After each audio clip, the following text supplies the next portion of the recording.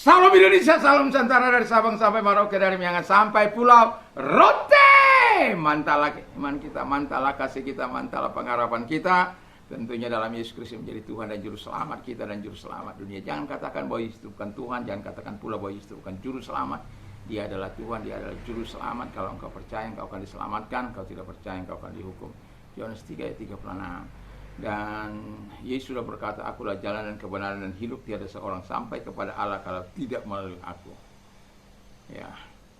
Dan Petrus berkata, keselamatan tidak ada di dalam siapapun juga selain di dalam Dia, Yesus. Karena di bawah kolong langit ini tidak ada nama lain yang diberikan kepada manusia yang olehnya kita diselamatkan.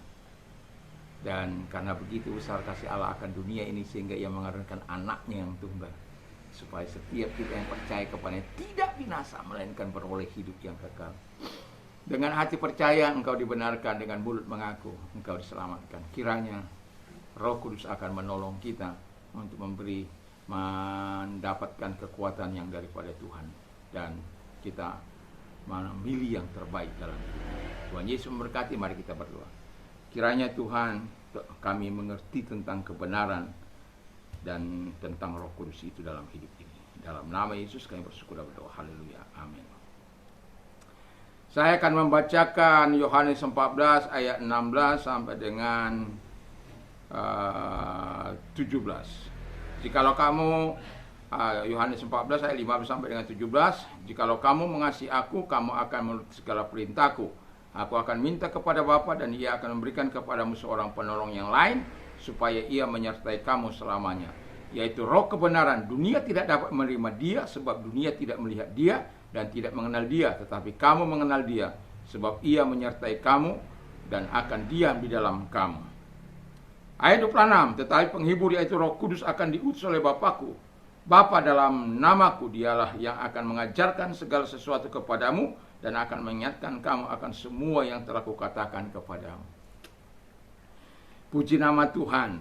Kebenaran, tema kita adalah kebenaran tentang Roh Kudus, dan ini harus kita ketahui supaya kita tidak menjadi cengeng dalam hidup ini, supaya kita tidak menjadi kecewa dalam hidup ini, supaya kita tidak stres dalam menghadapi kehidupan ini, kita tidak takut dalam menghadapi masa kini maupun masa yang akan datang. Karena apa? Roh Kudus ada dalam kehidupan kita. Nah, jadi kita harus tahu bahwa yang pertama, Roh Kudus menyertai kita selama-lamanya. Ayat 16 tadi. Nah, karena Dia menyertai kita selama-lamanya, artinya pribadi yang dasar, pribadi yang luar biasa itu yang menyertai kita. Bapa, Anak, dan Roh Kudus setara. Dan itu sebabnya saya katakan, dan Dia adalah penghibur dikala kita susah, dan dikala kita mungkin sedih hati, atau dikala kita mungkin kecewa. Dan Dia juga akan menjadi penasehat bagi setiap orang, Roh Kudus itu, supaya kita melakukan tindakan-tindakan sesuai dengan nasihat, sesuai dengan nasihat daripada firman Allah. Karena Roh Kudus akan membawa kita sejalan dengan pikiran Bapa, sejalan dengan pikiran firman itu, yaitu Yesus itu.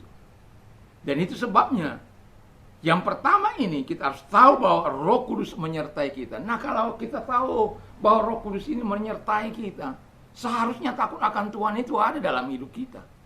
Seharusnya kehidupan kita ini tahu bahwa ada Tuhan di dalam hidup kita, dan kita harus menjaga diri kita untuk hidup sebagai teladannya, sebagai orang yang mengasihi Dia.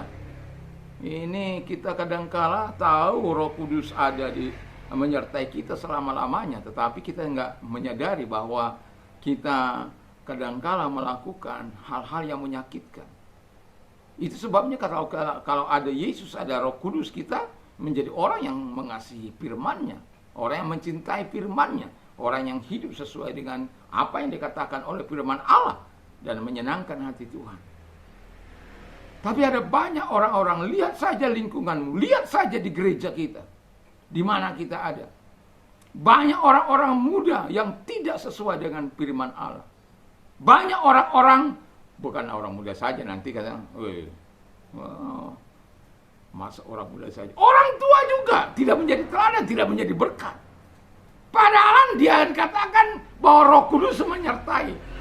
Dan itu sebabnya saya mau katakan kepada kita, sadari dengan sungguh bahwa Roh Kudus menyertai engkau. Kalau kita nggak menyadari bahwa Roh Kudus menyertai kita, kita akan sulit untuk hidup dalam pertobatan. Yang kedua, kata firman Allah, Roh Kudus berdiam di dalam kita. Wow. Jadi kalau Roh Kudus berdiam di dalam kita, seharusnya dia kan yang memerintah di sana. Makanya seringkali saya katakan, Bapak, ya supaya kan Bapa, Anak, dan Roh Kudus berdiam dalam hati kita.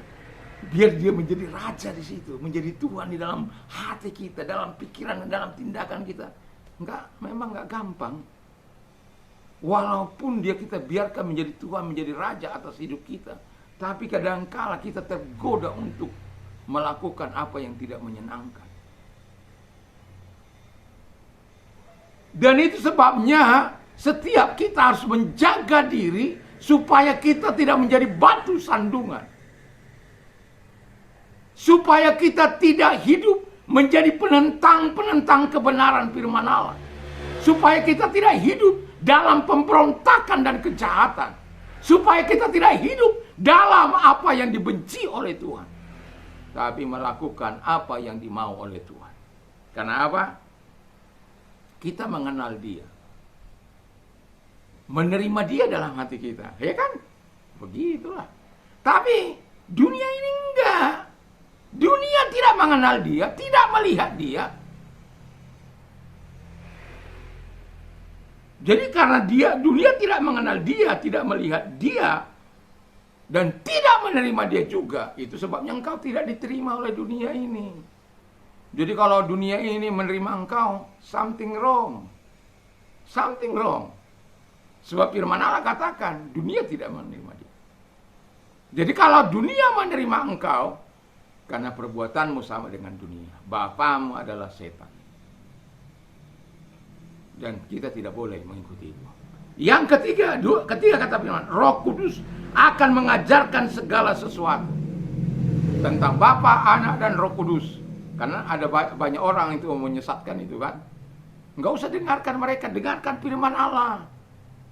Baca firman Allah, dengarkan orang-orang yang menyampaikan firman Allah dengan benar. Jangan justru engkau ikuti orang-orang yang tersesat itu. Memang kata firman Allah,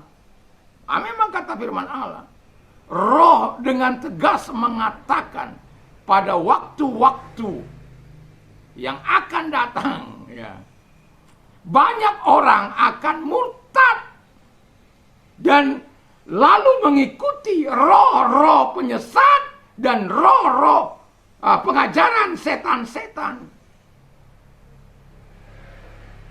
Dan hati nurani mereka tercap oleh penyesatan itu, oleh roh itu. Roh apa? Roh setan itu. Dan itu sebabnya saya mau katakan kepada kita, itu Anda boleh baca dalam 1 Timotius 4 ayat 1 dan 2, ya. Semua ada dasar, semua ada bukti. Dan saya mau katakan kepada kita, cintai Tuhan, ikuti Roh Kudus. Lalu terakhir adalah Roh Kudus akan mengingatkan kita. Oh ya, belum. Terakhir apa? Dia akan mengingatkan, mengajarkan kita tentang firman Allah, tentang ketaatan, tentang hidup memuliakan Tuhan. Karena Yesus itu tugasnya adalah supaya setiap orang yang percaya itu hidup dalam ketaatan dan memberikan kemuliaan bagi Allah. Jadi yang terakhir adalah Roh Kudus akan mengingatkan kita tentang firman Tuhan. Jadi tentang apa yang sudah dikatakannya, misalnya, akulah jalan dan kebenaran dan hidup, tidak seorang sampai kepada Allah kalau tidak melalui aku. Itu Roh Kudus ingatkan. Firman Allah yang mungkin kita lupakan.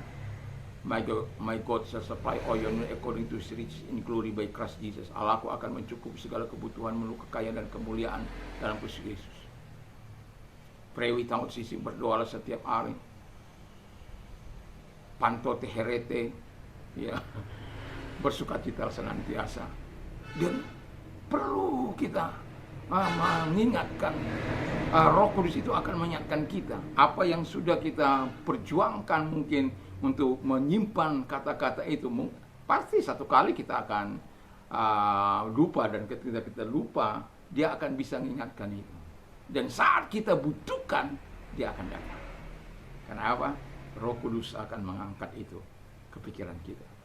Dan ketahuilah tentang kebenaran tentang Roh Kudus ini, sehingga engkau tidak mengecewakan dia. Dan pada akhirnya engkau menolak. Kalau engkau kecewa, engkau akan menolak.